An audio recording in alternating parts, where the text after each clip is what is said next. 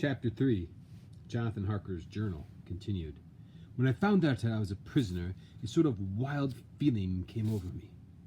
I rushed up and down the stairs, trying every door and peering out of every window I could find. But after a little of the conviction of my helplessness overpowered all other feelings, and when I look back after a few hours I think I must have been mad for the time, for I behaved much as a rat does in a trap.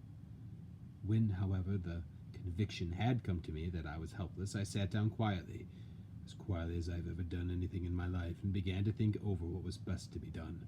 I am thinking still, and as yet have come to no definite conclusion.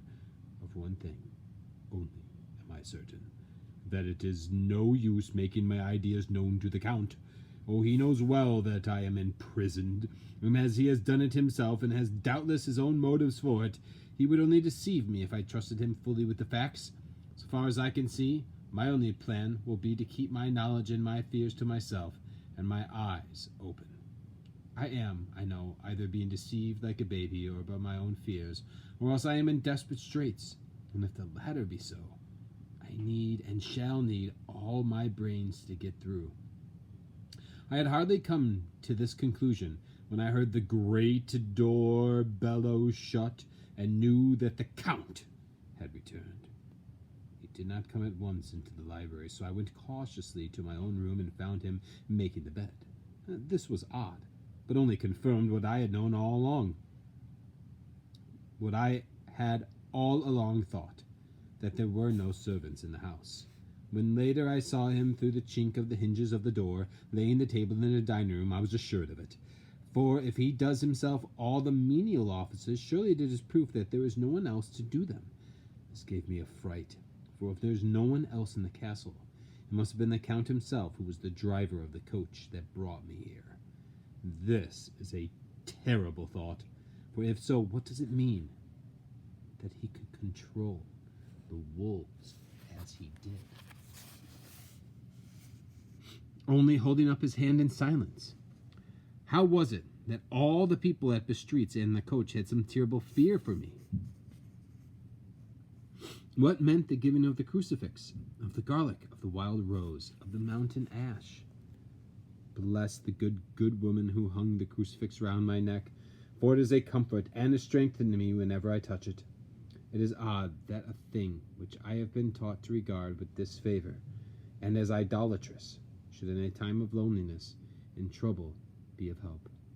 Is it that there is something in the essence of the thing itself, or that it is a medium, a tangible help in conveying memories of sympathy and comfort? Some time, if I may be, I must examine this matter and try to make up my mind about it.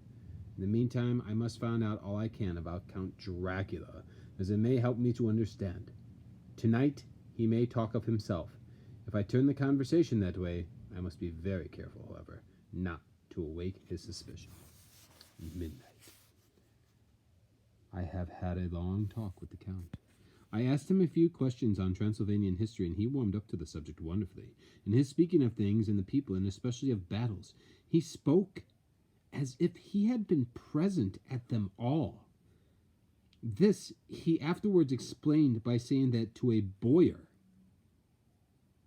the pride of his house and name is his own pride, that their glory is his glory, and that their fate is his fate. Whenever he spoke of his house, he always said we, and spoke almost in the plural, like a king speaking. I wish I could put down all he said exactly as he said it, for to me it was most fascinating. It seemed to have in it a whole history of the country. He grew excited as he spoke and walked about the room, pulling his great white mustache and grasping anything on which he laid his hands as though he could crush it by main strength. One thing he said, which I shall put down as nearly as I can, for it tells in its way the story of his race. We, Siriglis, have a right to be proud, for in our veins flows the blood of many brave races who fought as the lion fights for lordship. Here, in the whirlpool of European races, the Ugric tribe bore down from Iceland the fighting spirit which Thor and Woden gave them, which their berserkers displayed to such fell intent on the seaboards of Europe, aye, and of Asia, and of Africa too, till the people thought that the werewolves themselves had come. Here too, when they came, they found the Huns, whose warlike fury had swept the earth like a living flame, till the dying peoples held that in their veins ran the blood of those old witches, who, expelled from Scythia, had mated with the devils in the desert. Fools, fools! What devil or what witch was ever too great as Attila, whose blood is in these veins? He held up his arms. Is it a wonder that we were a conquering race? That we were proud, that when the Magyar, the Lombard, the Avar, the Bulgar, or the Turk poured his thousands on frontiers, we drove them back? Is it strange that when Arpad and his legion swept through the Hungarian fatherland, he found us here when he reached the frontier, that the Hanfoglalas was completed there? And when the Hungarian flood swept eastward, the Szeklerys were claimed as kindred by the victorious Magyars. And to us for centuries was trusted the guardian of the frontier of Turkeyland. Aye, and more than that, endless duty